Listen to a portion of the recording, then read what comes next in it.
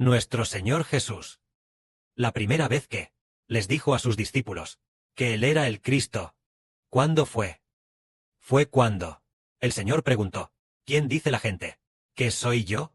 En ese momento, Pedro dijo, tú eres el Cristo, el Hijo del Dios viviente. En ese momento, Él declaró a su pequeño grupo de discípulos, es decir, los 12 apóstoles, que Él era el Cristo, el Hijo de Dios. Y entonces, Él profetizó que sería entregado a la muerte.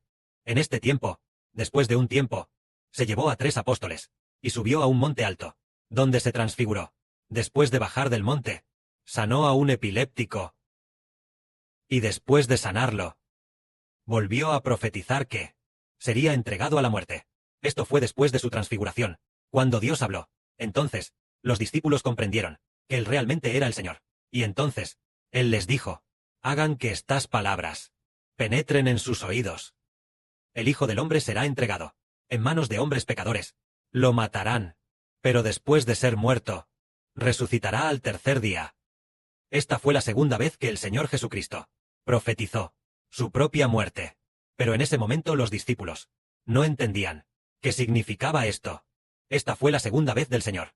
La Biblia registra que el Señor profetizó 3 veces su propia muerte. La tercera vez fue la última vez que el Señor Jesucristo subía a Jerusalén.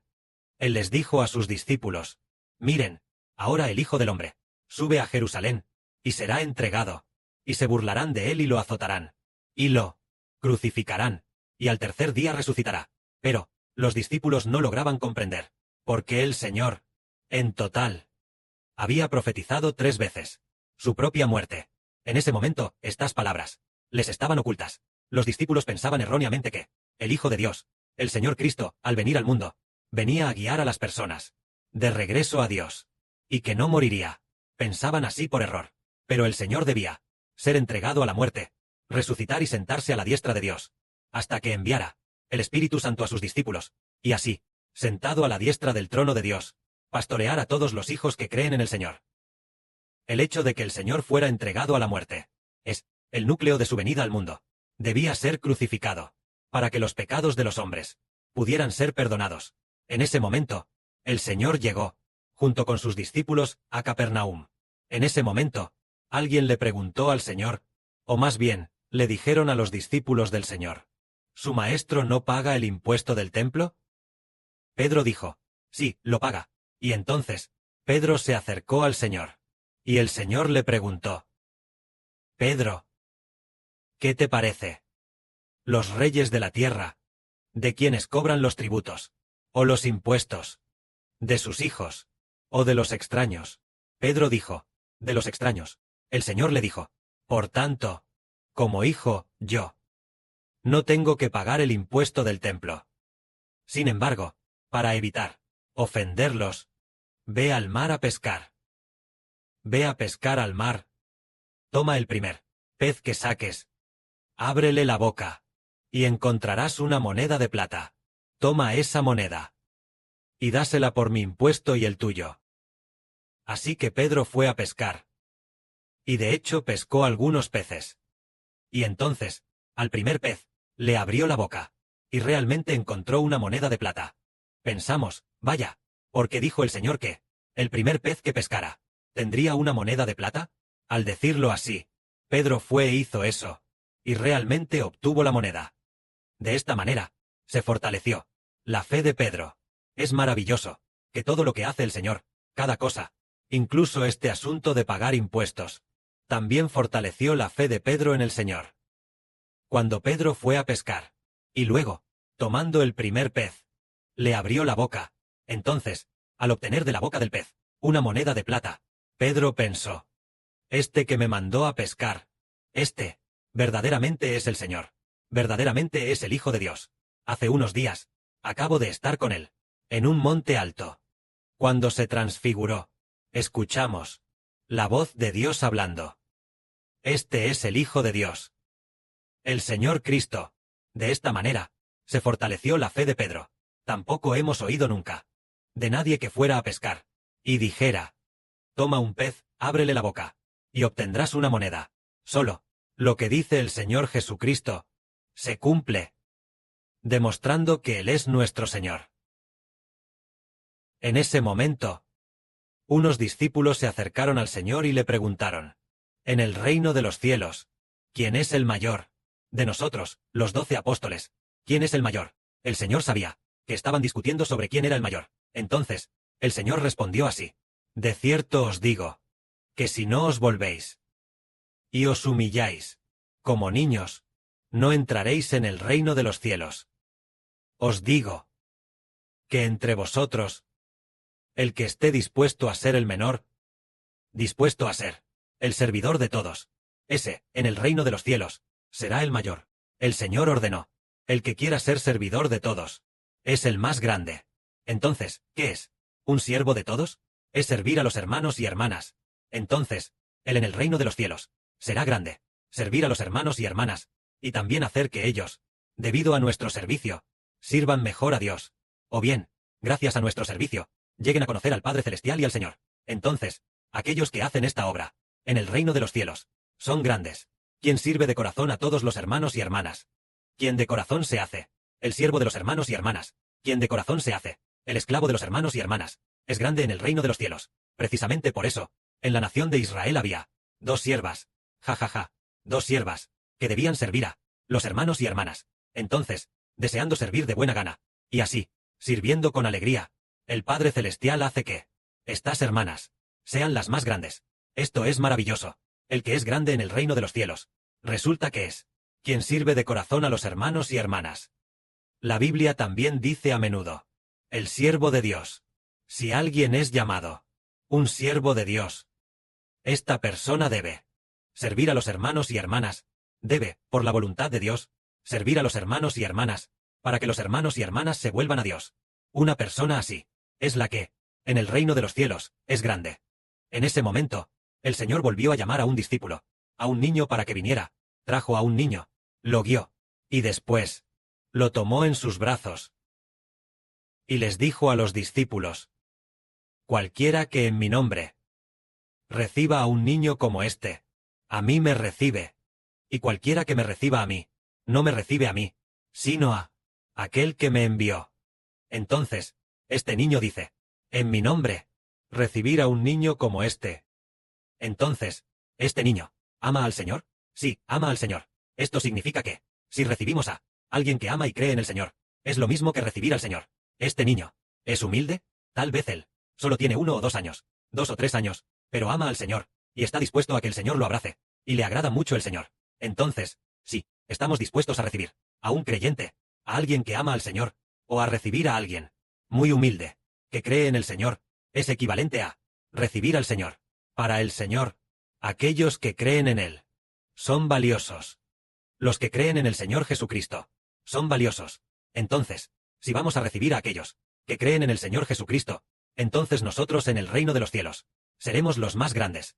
Si recibimos a quienes creen en el Señor, por ejemplo, sí, nuestros hermanos y hermanas son todos hijos que pertenecen al Señor, entonces, si alguien viene a servir a los que pertenecen a los hijos del Señor, ese será grande en el reino de los cielos. Por lo tanto, decimos, aquel que esté dispuesto a ser el siervo de todos, en el reino de los cielos, es grande. Todos los hermanos y hermanas son honorables, y aquel que esté dispuesto a servir a los hermanos y hermanas, suele ser sumamente honorable. En este momento, el Señor dijo otra vez, sin embargo, quien haga tropezar a uno de los que creen en mí, a una persona humilde, sería mejor que una gran piedra de molino fuera puesta, atada al cuello de esa persona, y luego, fuera arrojado en lo profundo del mar, para ahogarse.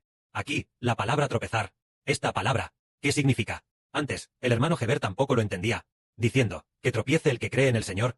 ¿Qué significa tropezar? ¿Acaso tropezar significa que va caminando y se cae sin querer?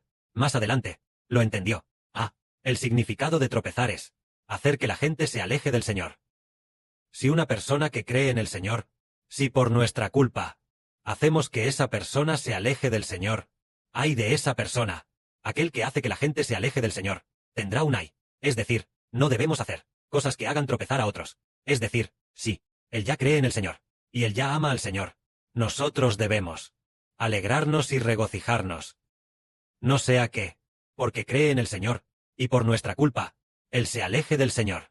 Si él ya ha creído en Heber, y sigue a Heber para edificar Israel, si nosotros, debido a nuestra propia culpa, hacemos que quienes edifican juntos el reino de Israel se alejen de Israel. Entonces, aquel que hace que la gente se aleje de Israel, o se aleje del Señor, se convierte en alguien que hace tropezar.